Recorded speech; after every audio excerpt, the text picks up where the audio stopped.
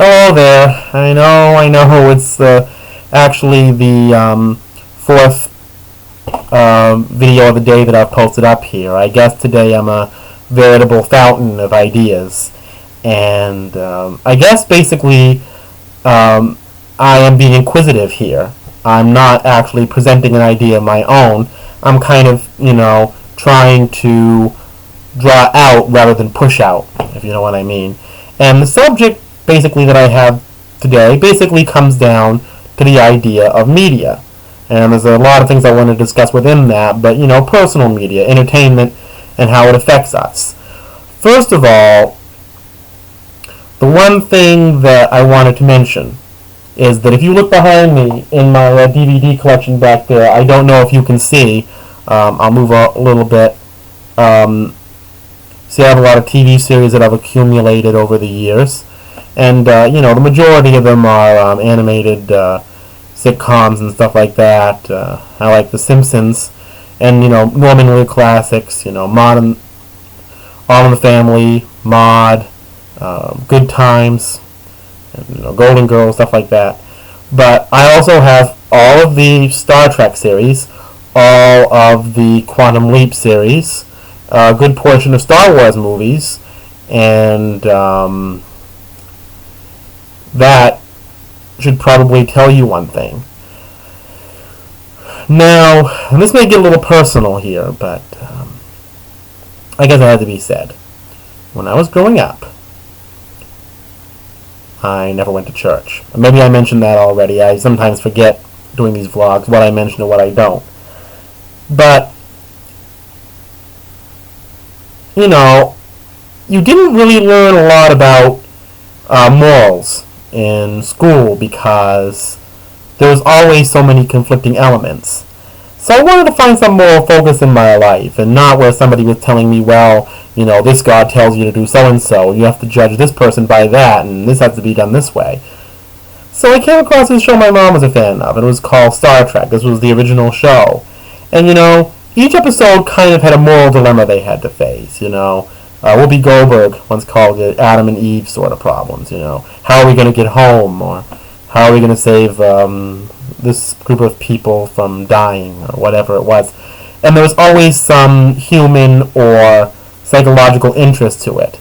And, I could actually write a book, The 101 Things I Learned from Star Trek. And, that was how I was a Star Trek fan. And that got me into Quantum Leap, and I started checking out a lot of other sci-fi, and most recently Doctor Who. But I've recently noticed, and this has been something that's been a constant theme. Comedians such as Kevin Pollak and Craig Kilborn in previous decades have done this, and it's been rampant in pop culture. This kind of really harsh resentment, and I would say to the point of mistreatment against science fiction fans. One of the most disgusting stereotypes, I think, is that science fiction fans are obsessive people who spend their lives in their parents' basements and have absolutely no conception of reality, or in turn that somehow makes some moral statement about you, that you're not a good person if you do that, or that you're an inadequate person, and a lot of bullyish words like nerd and geek and idiot and all that are often used to describe people who are that way. And even people who are that way often succumb to that kind of criticism. And I mean, honestly, I've even seen people who make fun of other sci-fi fans. Mocked. And they should be. Because,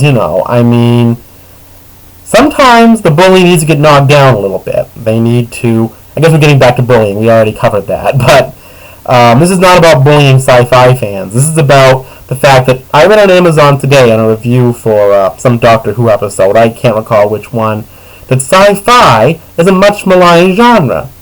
Now, I really wonder why that is. Oftentimes, with a lot of the sci-fi I like anyway, or the science fiction I like rather, that it's able to take moral and social situations that we face on Earth and put them in a more abstract and involving story. As they say about mysteries, at least there is some sort of resolution to things in life in science fiction. It was them. They did it. The natural order is disturbed, but it all kind of works together again. And, in life, I think that the things we have to deal with are so boring and pallid. We look around us and we see economic problems, we see problems with prejudice, and people say, we want to do things about it, but, yeah, well, we need to make sure we're informed. You have politicians wrangling and wrangling and wrangling and wrangling back and forth, and nothing ever gets done. And then people start criticizing their politicians. I don't like the way he's wrangling around, and we want a new one. We get a new one. I don't like him either. We don't like this. We don't like that. Well, if we don't like anything, what on earth is getting done? And see, that's why sci-fi appeals to me. Especially with Star Trek, I noticed. There's this sense of we need to accomplish our mission, If a group of aliens are attacking our ship, we need to deal with that. We may sit around like Captain Picard does and talk to our staff, but the idea is to work something out, not just to throw ideas back and forth. I like the fact that they're always pointing out things like we shouldn't second-guess ourselves. And I think we do that way too much. I think if we functioned in life the way we did in sci-fi, we wouldn't have half the problems we do in the world. I think that we spend too much time talking and arguing, and it becomes personal, and nothing gets done. Even the good people, and there are a lot of good people out there, in politics, in social service, just can't get things done. So that's why sci-fi is important to me. It is an important spiritual and moral center in my life, and I don't think anybody who is into it should be maligned or made fun of or treated poorly the way they are. Another issue I wanted to bring up, and I suppose that it's kind of way off on where I was before, is the issue of literature in society.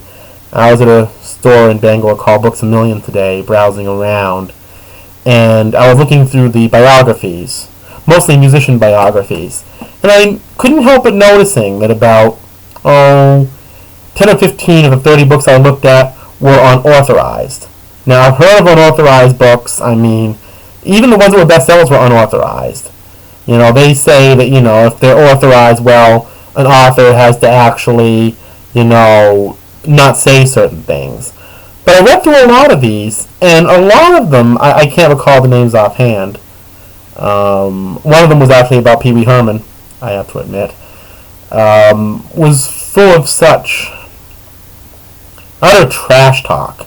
I mean, almost ripped out of the National Enquirer. I had never seen anything like that. I mean, how many unauthorized publications were there on Michael Jackson alone? I mean, his life became like an unauthorized publication after a while. And how many on Whitney Houston to come? The Lives of John Lennon by Albert Goldman. Remember that? Same thing. An unauthorized, scandalizing book on John and Yoko. And I was wondering, I know there's a lot of videos on here about how celebrities are being overhounded and over-mistreated. And, they are, but hey, why are they? Because people keep buying these unauthorized books. And these unauthorized books are probably written by people who get a lot of their information from tabloid journalists and from paparazzi. And, it helps me to realize, coming back to the sci-fi question, a lot of people in the media have rejected science fiction and fans. I think, ironically, I'm mentioning a line from Deep Space Nine, from a character on that show named Odo, said this. And this is how a lot of people, I think, especially in the 1990s, in a lot of ways, a decade, I will admit, I don't have a lot of high opinion of. I'm sorry, but I don't, culturally. I think we're still affected by a lot of negative things from it now. Anyway, Odo had said that, on Deep Space Nine, had said in regards to having an imagination, so many people think about things they'll never do, places they'll never go, instead of paying adequate attention to their real lives. Well, it looks like society has real-lifed itself to a point where we just don't care what we're given. People tell us things, what do we care? We have to go on with our work and our lives. You know, this is a theme that I've come into my vlogs again and again and again, and I want to state this. People say, oh, you're being too negative. You know, you're being too critical. Well, I'll say, well, maybe I do have some negative things to worry about or to think about, but I call it an argument with the intention of working something out. And again, and I can't say this enough, I know it's a broken record here, but as far as being too critical, I don't think that I am too critical, or that people who say things like I do are too critical, even if I don't agree with them. People who say things the way I do, who analyze things, more or less. And my opinion on that is that in that case, I don't in fact think there is enough well-rounded critical assessment in society. In genuine critical assessment, you have to look at an issue or a topic with something of a scientific method. You have to experiment and attempt to prove it. You know, there has to be a process.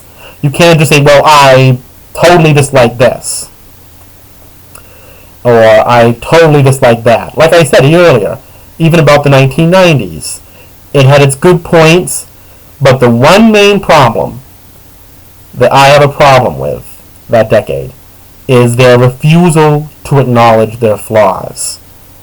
And I'm sure a lot of people will say that's nonsense, and that would be, in a way, proving my point. I mean, every decade has its flaws, but the idea of devoting a good part of a decade, such as that one, to the criticism of another decade, the 1980s, I call it anti-80s-itis, like a disease, actually.